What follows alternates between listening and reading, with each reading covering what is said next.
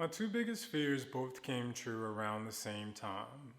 The first of those fears being my mother passing away.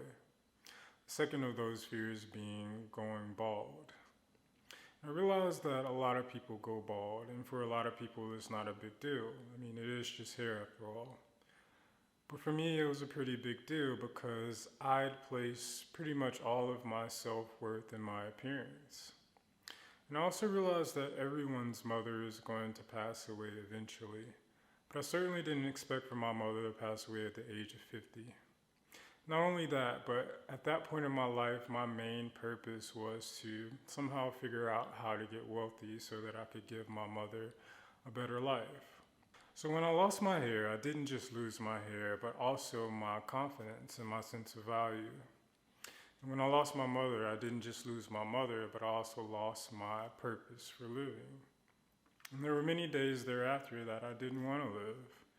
There were many days thereafter that from the time I woke up to the time I went to sleep, I experienced debilitating anxiety and depression. There were many days that, despite how bright the sun was shining on the outside of me, on the inside of me, I only felt darkness. A darkness that often seemed like it would never end. When I lost my mother and I lost my hair, I also lost my sense of self. I no longer knew who I was, but this was a blessing in disguise. Prior to 2014, I was just like most other men that I knew.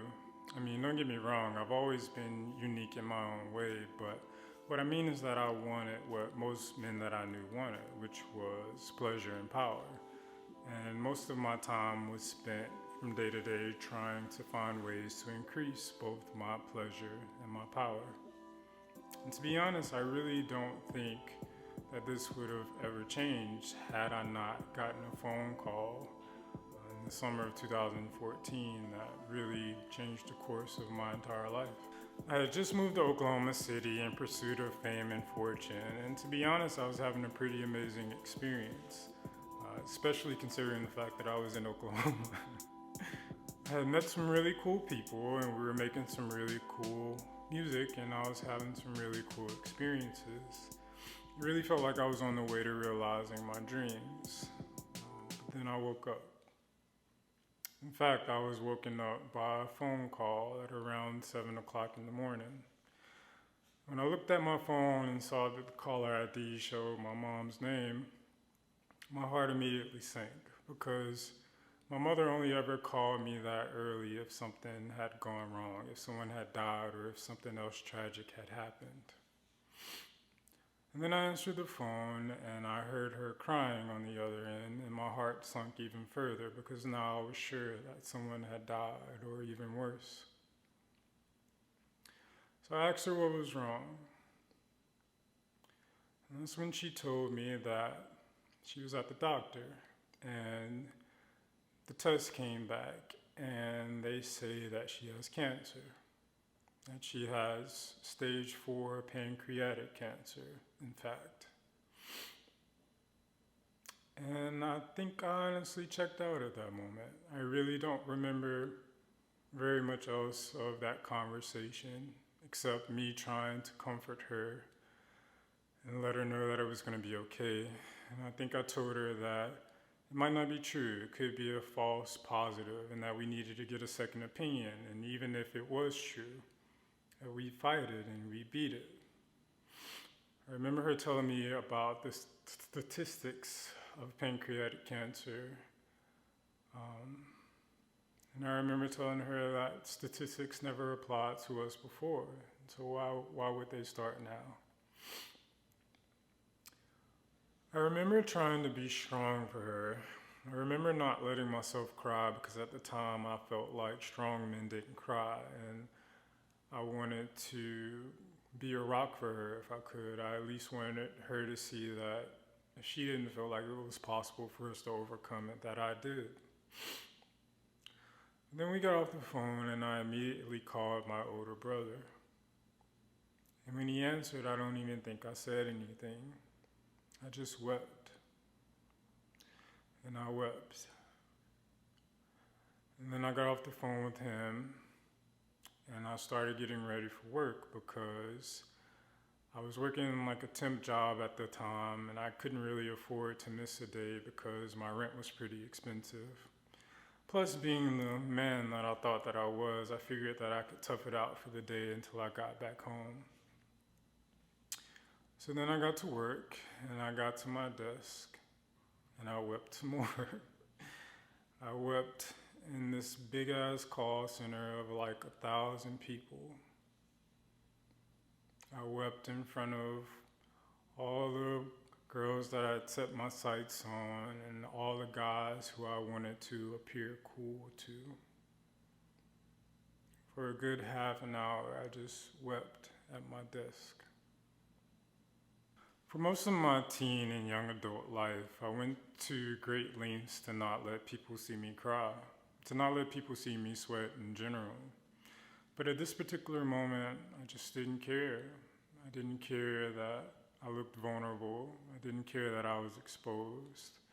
For the first time in my life, I didn't care that I looked weak.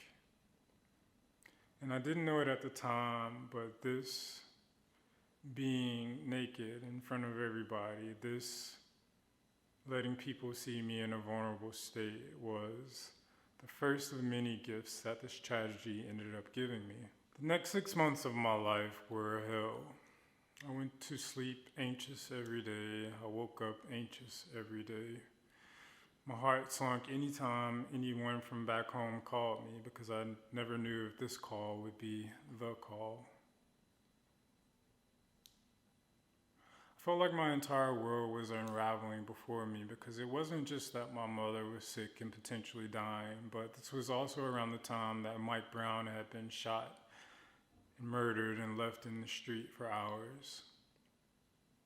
And this triggered a rage and an anxiety in me that I really had never felt before. Especially considering the fact that I was in Oklahoma, and Oklahoma has a pretty poor history with black people.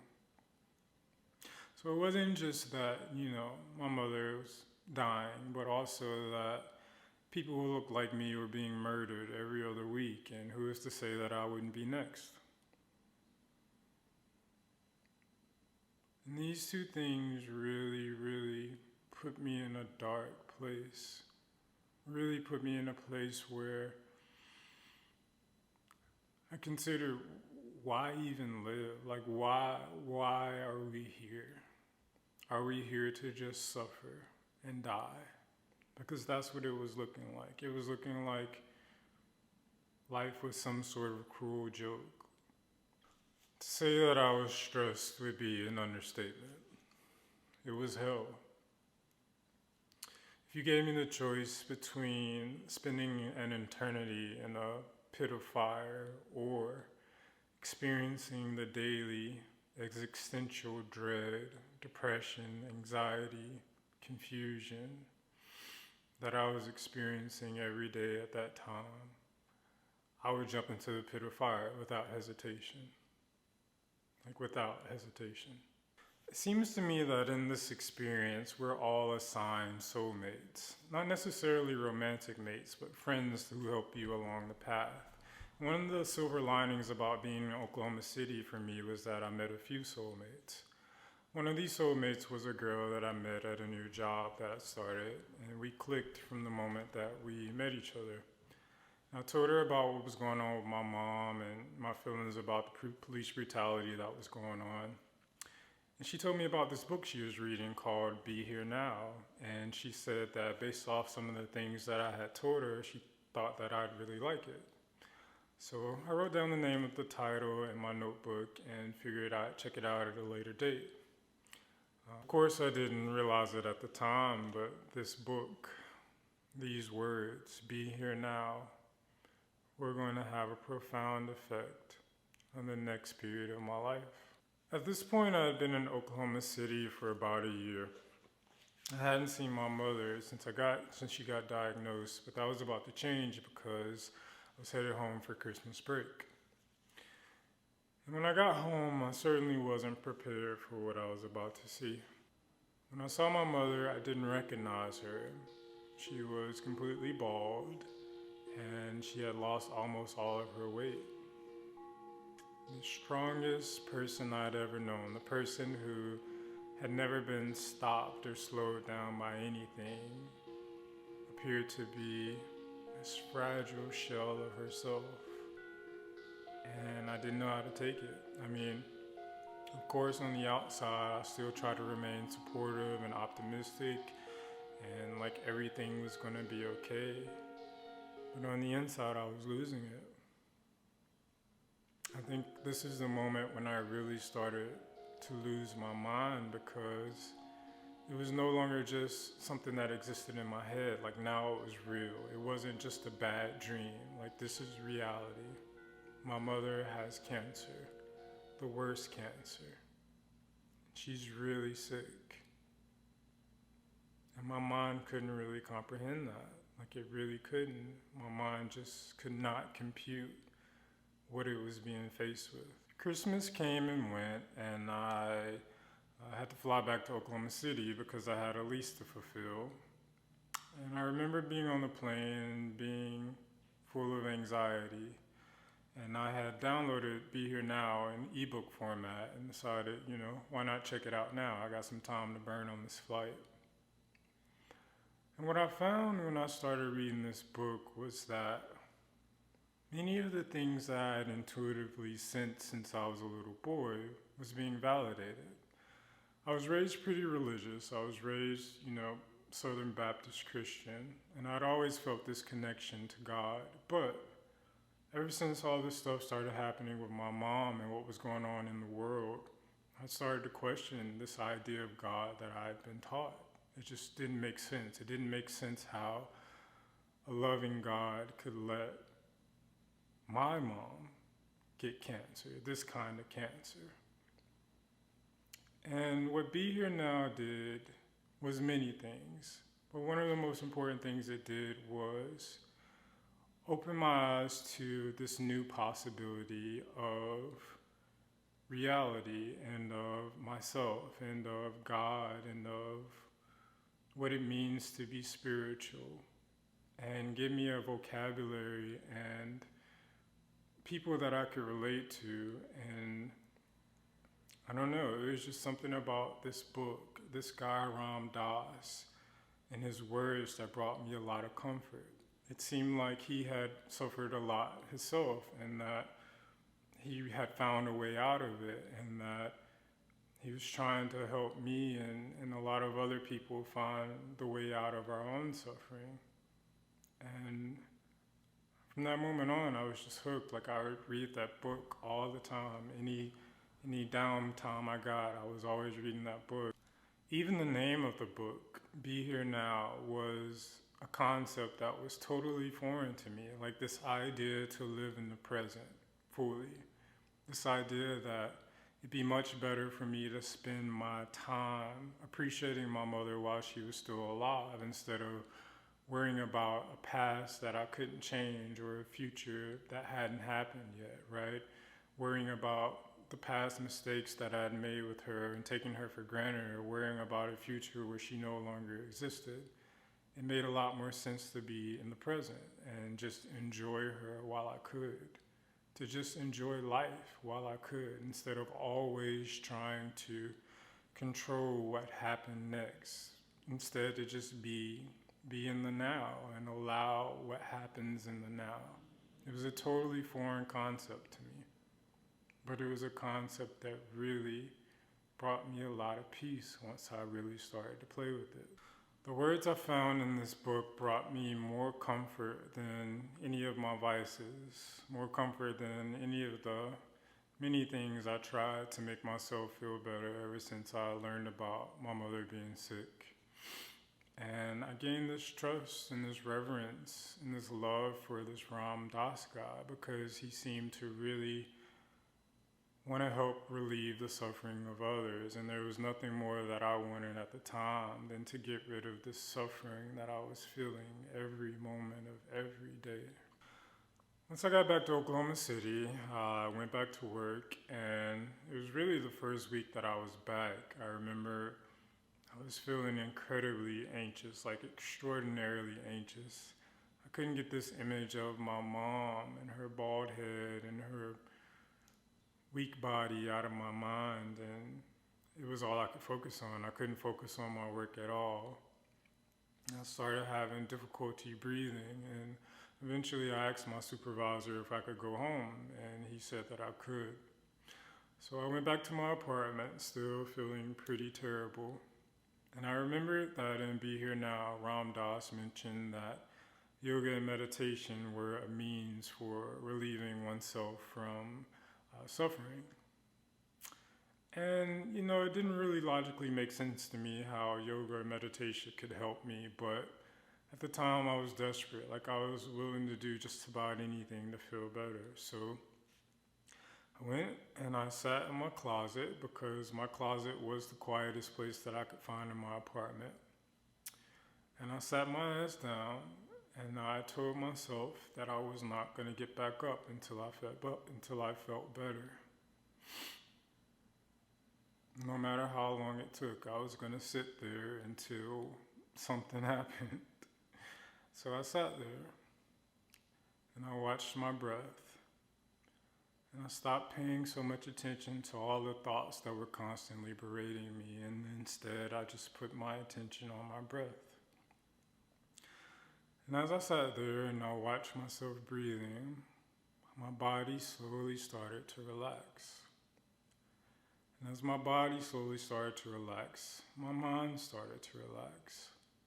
It seemed like the thoughts I was having were starting to slow down, and that I could notice some space in between the thoughts. And as I continued to sit there longer, this feeling of relaxation just continued to grow and grow. I felt myself sinking deeper and deeper into a space I didn't really know. I don't know. It was a totally new experience.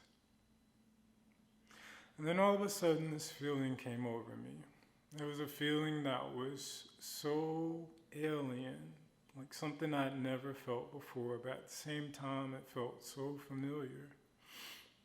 It's a feeling that I could only describe as love. Not the kind of love that romantic people find in romantic relationships. It was really a love that I had never felt from anybody over the entire course of my life. It was a love that felt like what they write about in the holy books, an unconditional love, not a love because, or a love if, or a love, if I was good or if I did the right thing, but a love just because, a love that wouldn't leave regardless. It was a love that said, as you are, Michael. You don't have to change. You don't have to be perfect. You don't have to.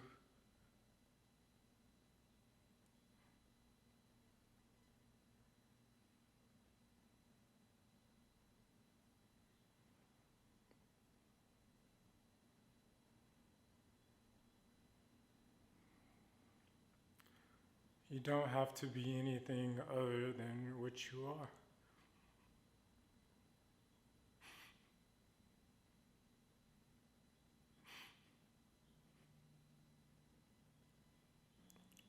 It was a love that said, regardless of anything that you've done in your past, and regardless of anything that you might do in your future, you are loved. And there's nothing that you have to do to earn this love. And that your mother is going to be okay. And that everything is going to be okay.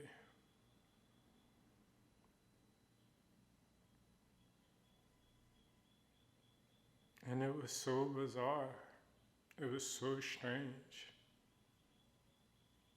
It was honestly astounding.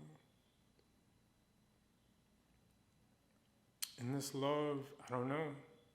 I think the most profound part of it all is that this love, this light that I was feeling inside, it felt like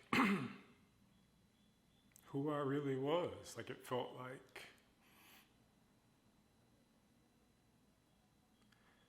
like beneath everything that I thought I was.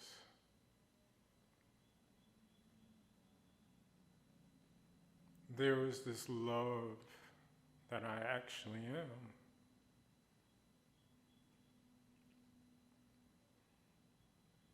And ever since then, nothing's been the same.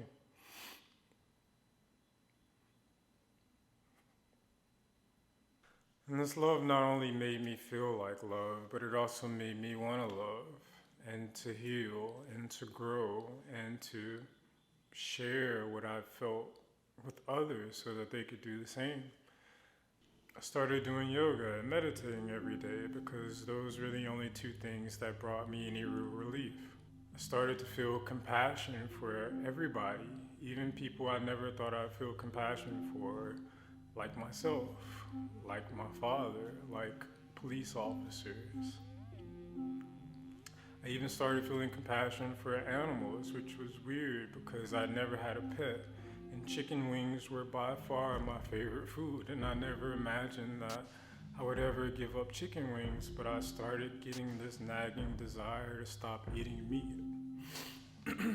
Like it even bugs. I found myself, instead of killing bugs like I had done all my life, at least trying to catch them and put them outside because I felt compassion for their lives. And it was weird. Like, it's weird. It was weird to me. I know it sounds weird to other people, but from that moment on, I just felt like all life was precious and all beings suffer the way that I'd suffered. All beings are capable of suffering, which means that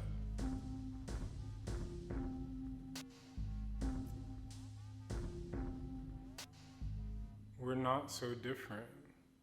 We all want to live happy and be healthy and have fun and not have life be a burden and not have our lives cut short by tragedy. And this love that I felt inside of myself was a love for everything, for life itself, a love that wanted to relieve suffering for all beings, not just myself, not just my mother, but for everybody.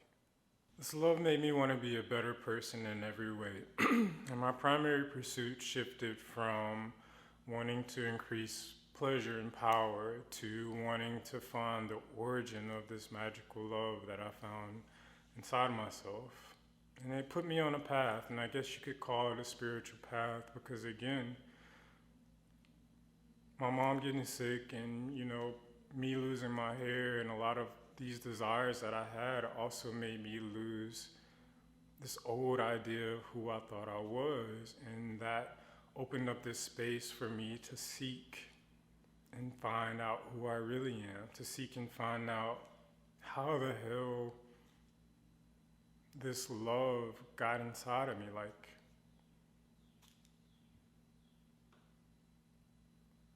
it started a journey of me trying to reconcile what had happened to me in that closet. Like, I couldn't go back to my old beliefs because what I felt inside myself that day felt more true, more real, more divine than anything I had ever read in the Bible or heard in church. This newfound light changed how everything looked and how I looked at everything. And for a while, everything was going great. Like, the high of this experience was so mind-blowing and it kind of had me floating, and I truly felt like everything was going to be okay. But it wasn't all rainbows and sunshine for long. I enjoyed my little reprise from this darkness, but it certainly wasn't the last time that I would have to face darkness. In fact, it would get even more dark soon because, unbeknownst to me at the time, my mom only had a year left in her body. Fast forward, and it's now the summer of 2016. At the end of 2015, I had moved back to the East Coast to be closer to my family and to help take care of my mom. And I moved to Charlotte because I still wanted to be in a bigger city, and I figured I'd have better job opportunities there. My mom hadn't been feeling well for the past few days, and so she ended up going to the emergency room, and they admitted her. And I drove home one day after work to visit her, and I thought it would just be an ordinary visit. When I got there, my mom wasn't really talking or interacting much, but I was used to that because she had been bedridden for the last 3 months. She really hadn't been doing that great for the past 3 months. But I still thought it'd be an ordinary visit. They'd get her stabilized and eventually send her back home. And that was until the doctor called me into the hallway and he asked me if we had made arrangements. And I said, arrangements for what? And he said, for your mom. She doesn't have much time left, maybe a couple of days. And we're going to put her in hospice today. So you need to call your family and let them know. And just like the time when my mom called me that morning, I checked out again. If you've ever seen the Mr. Krabs meme where he just looks like in total shock and disbelief, that's an accurate representation of how I felt in that moment. And I went back to my mother's room and I asked her if she knew what was going on, if she knew what the doctor had told me. She shook her head, yes. Then I made a couple phone calls, and I honestly don't remember who I called or what I said because I was on autopilot at that point. And then I went outside to get some fresh air and try to compose myself to this little garden they have outside of the hospital. And I hadn't even been out there a few seconds before this butterfly flew in front of my face and caught my attention. At the time, I had been reading a lot of spiritual texts, and more than one teacher had likened the spiritual journey to that of a caterpillar becoming a butterfly. What appears to be the end of the caterpillar is just the beginning of the butterfly. And seeing that butterfly brought me a lot of peace. Like, it could have been a coincidence, I get that. You know, butterflies like flowers, and flowers grow in gardens, and could totally be a coincidence that a butterfly flew in front of me at the moment I walked into the garden. But I don't believe in coincidences, and I took it as a sign that everything was going to be okay. I took it as a sign that this wasn't the end of my mother, but rather a transformation for her. And it was at that moment that I decided that I was going to commit to transforming myself, that I was going to commit to becoming the highest version of myself that I could be, to honor my mother's life and all the sacrifices that she had made for me. For the last 5 years, I've been doing just that. Back in 2016, I quit my job. I went to Sedona to meditate in the Red Rocks with this spiritual teacher I met on Twitter. I shaved my head. I became a certified yoga teacher. I created this brand called As You Are, which was based around the love that I had experienced. And I started a blog so that I could share my experiences with the hopes of helping others who may be going through something similar. I've been in this dance between light and darkness, and through facing the darkness inside myself, I've grown a deeper reverence for the light, and I've also realized that darkness and light aren't as opposite as we may think, and that they really exist to serve each other, and that the darkest moments of our lives always lead to our brightest breakthroughs. And over the last couple of years especially, life has become profoundly beautiful to me. Despite all of the losses, despite all of the chaos, despite all of the failures, I've never been more happy or more at peace than I am at this current moment. In losing my hair and losing my mother, I also lost my identity. And that was one of the best things that could have ever happened for me, because in losing the false identity I had of myself, I was able to seek and find my true identity. And what I've found is that my true identity is a lot closer to love, to light, to spirit, than it is to anything that appears in form. It turns out that the love that I felt in that closet that day was not because of anything outside of me, but it was actually me connecting with my true self. And the reason why that love didn't feel whole at the time that I first experienced it was because I still needed to do work to reconcile the parts. And now there's nothing I want more than to show you that you are also that love, and that if you commit to doing the work of reconciling the parts, call it healing or growing, that you will also see that your true identity is love, is light. And I know it probably sounds unbelievable. I know I probably sound full of shit or crazy. I know, trust me, I know. I sound crazy to myself a lot of the time. But if I'm crazy, it's okay, because it's much better than whatever the hell I was doing before. If I'm crazy, it's okay, because I prefer it. And I would much rather be crazy and happy than sane and miserable like I was before. So my plan is to let my life be the proof. My plan is to use this YouTube channel and my other platforms to chronicle my own growth and to hopefully inspire you to grow yourself. And I'll be extra elated if you decide to share your growth with me. When I lost my mom and I lost my hair, I also lost the false identity I had of myself. And it was one of the best things that could have ever happened for me, because I had to let go of my false sense of self in order to realize my true sense of self.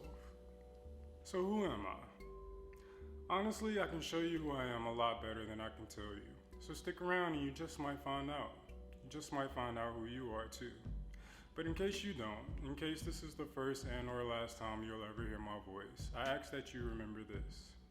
You are worthy of love exactly as you are. We should seek growth not because we're inadequate or lacking in any way, but because the nature of love is growth. The nature of love is to expand and to ascend. So if growth is something that you're interested in, the first step is to realize that the love you seek is already yours, and the being you wish to grow into is already you. If you've made it this far, I really appreciate you taking so much time out of your day to listen to my story. And I'm looking so forward to growing with you.